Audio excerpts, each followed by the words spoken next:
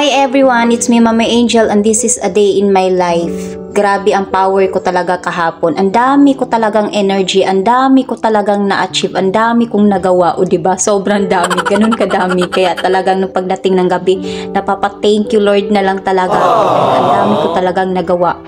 Gawaing bahay. O, kasi full-time mom ako. Wala akong trabaho.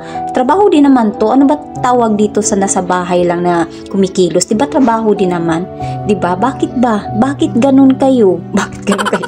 Kasi meron talaga na minamaliit yung nanay porket wala silang naiambag na pera. Pero wag kayo, pag wala kami, paano kayo? O, diba? Sino mag-asikaso sa inyo? Kahit nga may sakit ang nanay, kumikilos pa din eh. Diba? Diba, Nay? Tapos namumultitasking pa yung mga nanay para lang mabilis matapos ang gawain kasi ang dami talagang tambak na gawain na kaabang pa sa kanya. Diba, Nay? Tapos kakamultitasking ng mga nanay, sumasablay. Talaga. Nag-multitasking kasi ako kahapon kasi nga, ang dami ko power. Kumbaga, ang daming sumisiksik sa utak ko na gagawin ko talaga ngayong araw na to. Kaya sabi ko, kailangan matapos ko to ngayong araw na to dahil kinabukasan marami na naman akong gagawin na dapat magawa ko siya. So, nag-multitasking ako. Kaya ang ending, nasunog ang skinless. Pero nakain pa rin naman namin kasi hindi naman siya totaling sunog na sunog. May itim lang na part. So, ang niluto ko pala dyan, ang hinanda ko, ayan, sinangag. Nagsangag ako kasi merong konting bahaw. Kaya sinangag ko na lang. Tapos, nagluto ako ng itlog, hotdog, tsaka yung sunog na skinless. Kasi, nag-multitasking si nanay. Diba, Nay? Pag nag-multitasking ka, sumasablay ka din.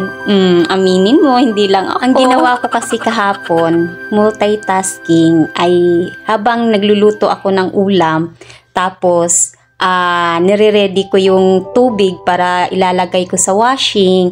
O isipin ninyo ha, paano ko inano yun. Basta paikot-ikot talaga ako sa kusina. Tapos naghihiwa ako ng bawang para isangag ko nga yung kanin. Kaya talagang lipat ako dito sa kabilang side, tapos lipat na naman, kaya ang ending, nasunog talaga yung skinless ko. And then, pagkatapos kong mag-prepare ng pang-almusal sa pamilya ko, nagwalis naman ako, o diba? As I look down, this is what I've been dreaming. So, tapos na akong magwalis, kaya ang sunod naman ay yung upuan inayos ko. Kasi ganun kasi ako minsan, hindi lang minsan, kasi pagdating ng gabi, iniiwanan na lang namin yung kalat. Pinagbubukas ko na lang. Kasi biruin mo, pagkagising sa umaga, kumikilos ka na parang robot na walang pahinga. O diba? wala talagang pahinga. Tapos, pagdating ng gabi, pagod ka na talaga. Kaya ang ginagawa ko, iniiwan ko na lang minsan yung hugasin. Kinabukasan ko na siya talaga inaasikas. Pero minsan, pagka may power pa ako, ay nahuhugasan ko yung hugasin sa gabi. Pero pagka talagang pagod na talaga, feeling ko ay wala na talaga. Kahit pigain mo ako, katulad niyan, pinipiga ko. Kahit pigain mo ako, pinagbubukas ko na lang talaga yung hugasin. Kasi nga, huwag nating pilitin yung katawan natin. Kasi katawan lang talaga natin ang puhunan. Pag nagkasakit tayong mga nanay, paano sila? Diba? Kahit naman may sakit ang nanay, kumikilos pa rin eh. Pero hindi na talaga yung totaling kilos na pag wala kang sakit. Kumbaga, limitado na lang ang kilos mo. Hindi katulad pag wala kang sakit, talagang power na power ka, ang dami mong energy. Diba, Nay? So, yung natapos na nga itong nilabhan ko, yung first set, o diba, may pa-set tayo. Kasi merong first set, second set. Ito yung unang salang ko. So, pagkatapos ko siyang binalawan, umakyat na ako sa third floor kasi dito talaga yung mabilis matuyo. Kung maaraw ha, pero kung hindi, nagsasampay ako sa second floor lang dito sa may terrace. Tapos, pagka makulimlim or di kaya biglang uulan, meron pa rin namang may choices kami, o diba may choices? May pa-choices tayong nangyayari. Meron namang sampayan dito sa loob ng bahay. So, dahil nga maaraw, mainit, tsaka mabibigat din talaga yung aking nilabhan. Kita niyan man bedsheets, sa pinang sofa, tapos kurtina, dito ko siya sinampay. Pero mga anong oras na hindi kasi ako yung nanay na talagang inuuna yung labahin bago ang pagluluto, bago yung paglilinis. Hindi ko hinahabol yung araw. Yung araw ang mahabol sa akin, charot. Hindi, meron kasing ganon, yung inuuna talaga. Pansin ko yung sa ibang nanay, mas inuuna nila yung paglalaba bago yung paglilinis ng bahay, bago yung pagluluto kasi hinahabol nila yung maaraw. Yung pagdating ng at least tapos na silang maglaba, tapos matuyo agad. Ako, hindi ako ganun. Mas gusto ko yung magluto ako. Mauna muna yung importante muna na yung pagluluto, paglilinis, pagkatapos niyan, pinanghuhuli ko na talaga yung paglalaba. So, ganun ako. And then, ito na nga, kumain ako. Pero, bala ko talaga nito ay sabay kami ng anak ko. Yung anak kong bunso na kumain. Kaya lang, sa sobrang gutom na talaga na sobrang pagkagising ko palang nalilipasan ako ng gutom kasi inuuna nating mga nanay yung gawain, yung pag-prepare ng pagkain para pagkagising ng pamilya natin ay may makain na agad sila, pero tayo wala na, nalipasan na ng gutom. Okay lang sa ating mga nanay, kaya ayan, nalipasan na din yung aking kamay, o diba, nagsishake na yung aking kamay. Sa totoo lang, may sakit na talaga yung aking kamay. 25 years old nag-umpisa ng nangingima yung kamay ko. Pagka sobra-sobra yung ginagamit kong lakas, talagang todo, hindi ko makontrol yung aking kamay. Talagang nagsishake siya ng gusto. Kaya minsan, kahit nakasteady lang yung kamay ko, napapansin talaga ng mga anak ko. Minsan sinasabi nila, Mami, ano na nangyari dyan sa kamay mo? Talagang nagsishake na. Kahit nakasteady yan ha, ganun. Tapos, may time pa dati na sobrang lala niya na yung kamay ko na halos mapaiyak talaga ako sa sobrang sakit kasi hindi ko ma-fold, hindi ko mahawakan ng maayos yung toothbrush. Ganun na siya. Yun ang pinakamalala kong naranasan dito sa kamay. May araw talaga tayong mga nanay no, na yung ang talagang sobrang sipag natin, yung parang pakiramdam mo ang dami mong energy na gusto mong gawin lahat kung anong naisipan mo. May araw talaga na ganun. Hindi ko alam ha kung ganun din kayo, pero alam ko mga nanay ganon. Tapos may din naman na may araw din na yung tamad na tamad kang kumilos, yung gusto mo lang magpahinga, mahiga, kaya lang hindi pwedeng mahiga talaga. Kumbaga kahit gustuhin mo man na magpahinga ka lang nitong araw na to, yung balak mo gusto kong magpahinga. Ganun ako minsan. May ako na gusto ko ngayong araw na to magpahinga, yung tamad na tamad akong kumilos. Kaya lang hindi din masusunod. Kumbaga, in your dreams na lang talaga. Ganun. In your dreams na lang talaga magpahinga ka. In your dreams. Pero sa realidad, hindi pwedeng magpahinga ang nanay. Kasi siya lang ang inaasahang magluto, maglinis ng bahay, pero yung iba pwede namang makapag-antay. Yun ang talagang ng nanay na kahit nasa bahay ka, oo, yung sinasabi nila na hawak mo yung oras mo. Pag nasa bahay ka, hawak mo yung oras mo. Yes. Yes na yes, totoo yun. Hawak nga naming mga nanay yung oras namin. Kaya lang, yung pag-prepare ng pagkain, hawak ba namin? Hindi. Kailangan talagang ganitong oras makapagluto kami. Basta ganitong matapos to kasi yun ang kailangan na pagdating ng makakain na yung pamilya mo, 'di ba? Hindi naman pwedeng oo, may oras kami na pwede kaming magpahinga, pwede kaming kumilos, kaya lang yung pag-prepare ng pagkain, pwede bang ipagbukas? Pwede bang ipagmamaya? Mamaya na lang ako magluto. Kaya kahit natamad ka, kikilos ka pa din, 'di ba, Nay? 'Di ba? Ganun tayo. Magsalita naman kayo. Tapos habang nagre-ready yung anak kong estudyante, ay ako ay nagre-ready na din kasi hindi naman pwedeng maghatid ka ng anak mong para kang sinabunutan tapos haggard na haggard ka. So ayun, chine-check ko yung bag niya kung nasa maayos bang kalagayan, okay pa ba siya. Buti pa yung bag, kinukumusta. Ako hindi. Huy. So ayun, habang naliligo yung anak ko, ako naman dito ay nagpa-chill-chill lang muna, diba? While waiting sa anak ko. And then, nung pagtapos niya, minidyasan ko na siya. Ano ba? Minidyasan? Pero, yan ha? Kasi nga, dahil wala naman na akong ginagawa, kaya tinulungan ko na yung anak ko. Pero pagka nakita niya na busy yung mami niya, kumikilos naman sila ng sarili nila. Marunong naman silang kumilos. Pero hanggat kaya ko kasi, ganun akong nanay. Hanggat kaya ko, talagang inaasikaso ko yung mga anak ko. Kahit sa simpleng bagay, katulad niyang pagsuot ng medyas, kaya naman niya. Pero sinuotan ko pa din. Pero ganun, basta iba-iba naman tayong mga nanay. Huwag niyo na ako i-judge. Huwag niyo na ako i-judge, di ba? Kasi ganun talaga ako. Ganun akong na parang, ano ba? Ginawa ko silang senyorito, senyorita. Yes. Ako yung nanay na ganun. Sa totoo lang. Iba-iba naman kasi tayo. Kumbaga, nung pagtungtong ko ng nagkapamilya ako, talagang inaano ko sa sarili ko na hanggat kaya ko, hanggat kaya ng lakas ko, ng power ko, ako ang kikilos. Ayun. Pagka pagod na ako, inuutusan ko din naman yung mga anak ko. Hindi ko naman talagang pinipilit yung katawan ko na hindi ko talaga kaya. Pero kumikilos ako, pinipilit ko, hindi, no. So ayun, hinatid ko na yung anak ko sa school. Naglakad lang kami, pero pagdating sa highway, sumasakay kami kung may masasakyan kaming tricycle o di kaya sidecar. Pero kung wala, nilalakad lang namin. So here I am, di ba? Here I am. Balik sa trabaho, di ba? Tingnan mo naman lakad yan. Ang tamad na yan, kaya lang may gagawin pa talaga ako. Yung tipong gusto mong magpahinga, kaya lang ang dami pang nag-aantay na trabaho, kaya tsaka na lang magpahinga. Ayan, nagkuskus muna ako dito ng aking hugasin kasi tambak na yan yung pinagkainan namin, pinagkapihan. Ayan, yan yung ginamit nung umaga. Tapos, inuna ko muna siya kahit antok na antok ako, di ba? Pag-antay naman yung mata ko, pero yung hugasin hindi, joke lang. Yan ang loyal, hindi si Summer. Yun yung talaga ang loyal ng mga nanay, yung hugasin, yung labahin, kasi talaga makapag-antay yan.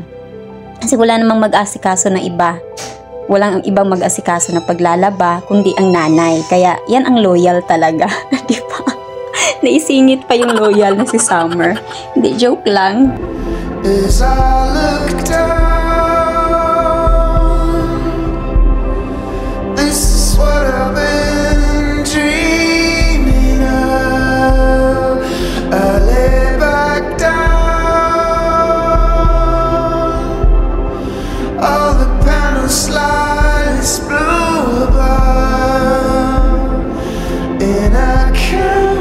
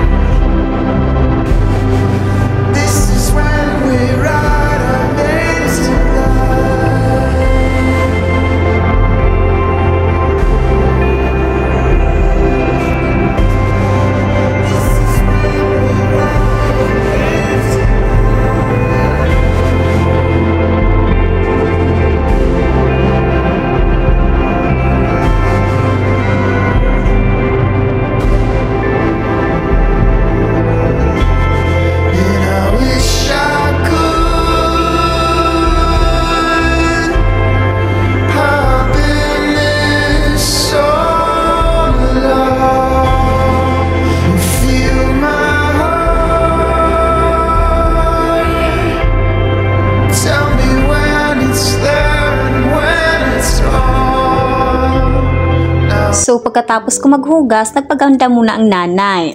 Hindi pwedeng hindi ka magpaganda. Kailangan asikasuhin mo din yung sarili mo, nay. Hindi pwedeng puro ka na lang gawain. Sila ang laging inaasikaso mo. Dapat sarili mo din naman asikasuhin mo. Diba, nay? Huwag nating pabayaan yung ating katawan, ang ating sarili. Kailangan din natin magpaganda paminsan-minsan para hindi tayo mukhang losyang na, mukhang haggard ka na, parang napag-iwanan na tayo. And then, so ito na nga, ito na yung pinaka-the best, yung magpahinga.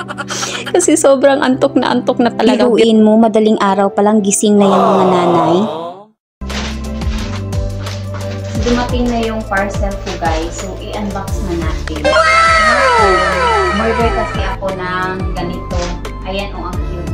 Ano lang to? 20 pesos. Ayan, lapit ko. Tatlo to.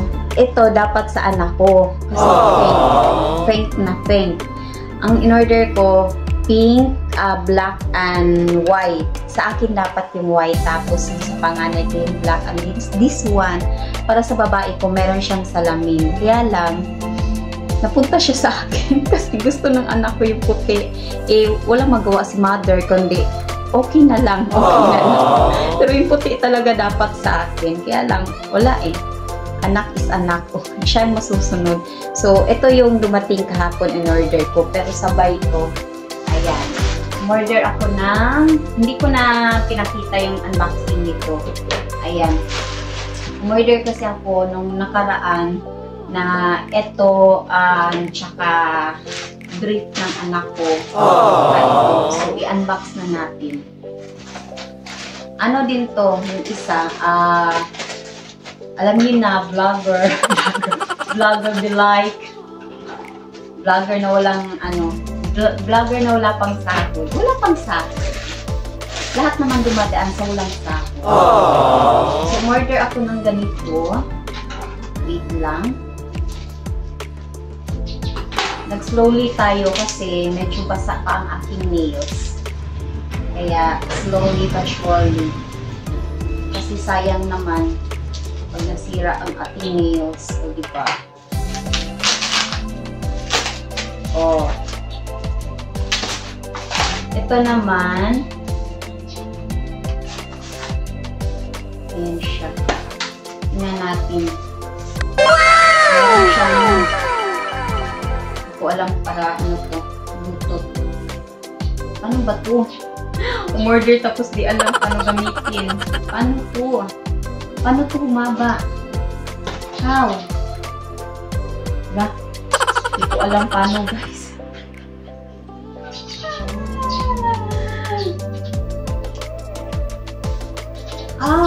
Okay. Ganun siya.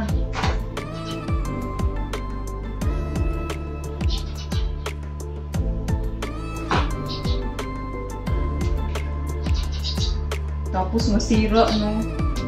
Ano ba ito humaba? Okay. Bubo ko talaga. Okay. Ganyan siya. And then, paano humaba? Ayan siya. Kita niyo ba? Uy. Haba ka hindi. Okay. Diba? Okay lang tayo na okay. Okay. Okay. And then, ito na siya. Ito na yun. Kasi pwede siyang pang ganon. Pwede mo siyang i-ganon. Tapos, selfie tayo. Ganyan. And then, pwede mo din siyang ipatayo. Ganon. Or ganyan. So, pwede mo siyang i-ganyan siya. So, ganyan. So, ayan. Diba? Ganyan siya, guys. Tapos, tapos, may kasama siyang wire kasi may Bluetooth to. So, ayan siya. Diba? This, may, ano na ako, hindi na ako nahihirapan. Yung ano lang, yung bulsa. Yung bulsa lang may hirapan. And then, ito naman, brief ng anak ko. So, yun lang.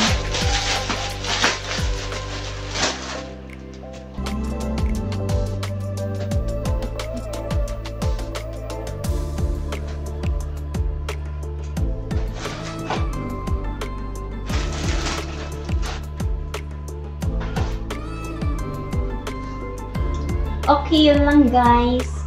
So, kasi a day in my life, so bawat galaw ko ay kuhaan natin ng page. I-share ko sa inyo. At least meron akong ganito, pang selfie. So pagkatapos ko mag-unboxing ay nagsaing na ako kasi mamayan yan ay magsusundo ako ng aking bunso sa school. So hindi ko na nakuhaan ng video ha. Ayan, and then pag uwi namin nagluto naman ako ng aming ulam na ito talaga ay medyo ilang days ko nang crave. Ayan, yung ampalaya na nung natuto akong magluto kung paano siya lutuin na walang pait. As in, parang hindi mo siya maano na ampalaya siya kasi di ba nga ang ampalaya mapait. Ako kasi dati, takot ako magluto. Kahit nagkikrave ako ng ampalaya, nagluluto ako. Or hindi, ayun. Kasi nga, pag nagluto kasi ako ng ampalaya, tsamba-tsamba lang talaga. Minsan, walang pait.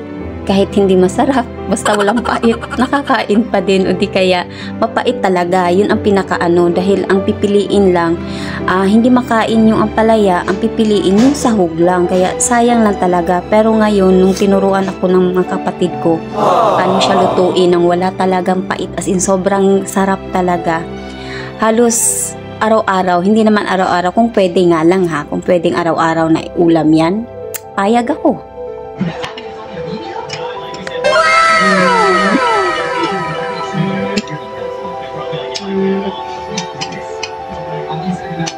Ganda mo. Ika.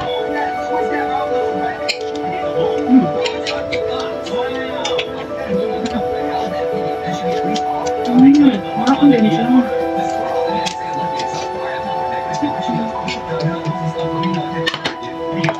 Hindi ka ba hindi ba?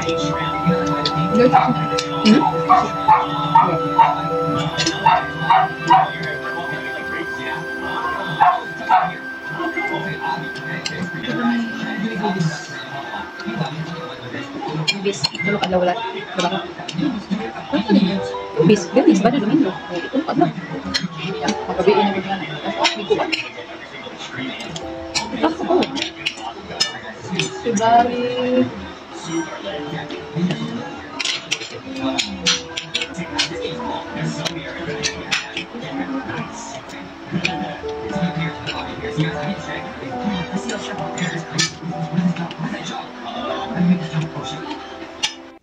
So pagkatapos kong kumain, ayan, mga 8 na yan, 8 PM, gabing-gabi na, nailigpit ko yung sinampay ko, 'di ba? Ganun ako kaano. Kaya sabi ko talaga, ang dami kong nagawa. Kumbaga, yung plano ko na itong araw na to ay gagawin ko, nagawa ko talaga siya. Talagang pinilit ko yung sarili ko talaga na gawin ko siya. Ayan, nagligpit ako, pagkatapos niyan, naglaba pa. Oh, naglaba pa ako niyan. Uniform ng blouse ng bunso ko kasi yung blouse niya, 2 lang. So, pag hindi ako naglaba, sa susunod na araw, wala siyang masusuot. Pero sa anak ko lang naman na babae, sa bunso ko, yung asawa ko kasi tsaka yung panganay ko, kompleto naman sila sa uniform. Kaya sabi ko, pagka nagka-budget kami, talagang kailangan dagdagan ko talaga yung blouse ng anak ko kasi dagdag din talaga siya sa gawain ko. Pag yung araw-araw ako naglalaba, tsaka iniiwasan ko din na lalong lumala yung pangingimay ng kamay ko. Yung hahawak ka ng mainit, tapos hahawak ng malamig, kaya dun talaga nag-start na hindi ko kasi iniingatan, kumbaga kahit nagsasabihan ako ng mama ko, talagang hindi kasi maiiwasan kasi ako lang din talaga ang gumagawa. Hindi ako nagrereklamo ha, dahil gusto ko din naman tong ginagawa ko, tsaka hindi ko din talaga sila pinapatulong dahil yun na nga sabi ko, nung pagtungtong kong nag-asawa ako, hanggat kaya ng katawan ko, ginagawa ko. Hindi ko sila inaano yung mga anak ko inuutusan ko sila minsan, o diba, para kung tinutusan ko sila minsan pagka talagang hindi ko na kaya, pero hanggat kaya ako ang gagawa. Talagang hindi din talaga may iwasan na maghahawak ako, kunyari magluluto tapos maghuhugas, talagang ginagawa ko yan. Kaya ngayon talagang naniningil na yung aking kamay. Naniningil na. May utang kasi ako. Naniningil na yung aking kamay, kaya talagang nangingimay na siya ng gusto. Lalong-lalo na pag talagang sobrang energy yung nagamit ko ngayong araw na to. Kunyari, sobrang dami kong nilabhan. Kasi yung pagpiga pa lang, kailangan mo ng power talaga dyan. Tapos, ang dami mong nilabhan. Tapos, magluluto ka, maglilinis. Sa buong araw, ang dami kong nagawa. Yun, patay na yung kamay ko. As in, asahan ko na lang talagang sobrang mangingimay siya ng husto. Hindi ako makahawak ng maayos ng chilyo, ballpen, basta yung maninipis, kailangan i-fold ng husto yung kamay. Hindi na. O diba? Drama. So, totoo yun guys, talaga. So, pagtapos ko siya, ayan, tuloy pa rin sa gawain. Bago ako matulog, nagtiklop muna ako. So, hanggang dito na lang ang a day in my life ko guys. Thank you sa pagsama sa akin. Grabe talaga, sinamahan nyo ako mula pagkagising ko hanggang bago ako matulog. Nandiyan pa rin kayo, talagang sinamahan nyo ako. Salamat sa time nyo guys. Kita-kita tayo ulit sa susunod kong a day in my life. Please like, share, and follow me for more. Ang ingay ng ibon. Ang hirap talaga pag nag-voice over. Kayo na lang mag-adjust guys kasi talaga ang hirap talaga. May aso, may ibon, may ingay ng ano, o diba? Kaya minsan gabing-gabi na nag-voice over pa rin ako. Kaya lang di mo talaga maiiwasan, may mga maingay talaga. Kaya ay, ang hirap talaga mag-voice over. Minsan sa CR ako nag-voice over, kaya lang ang pangit naman ng ano, para akong nasa kuweba. So yun lang guys, sana nagustuhan yung video na to. Please like, share, and follow me for more. Subscribe nyo po yung YouTube channel ko guys. Sana magsama-sama tayo sa susunod kong A Day in My Life. Bye guys, ingat po tayong lahat. God bless, bye.